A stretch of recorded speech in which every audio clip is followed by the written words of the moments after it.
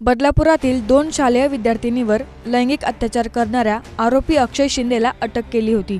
त्यानंतर आज आरोपी अक्षय शिंदेला पोलिसांनी कल्याण न्यायालयात हजर केले होते।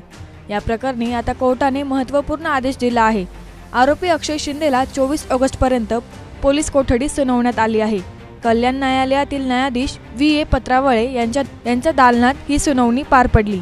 यावेळी विशेष सहकारी वकील अश्विनी भामरे पाटील यांनी युक्तिवाद केला।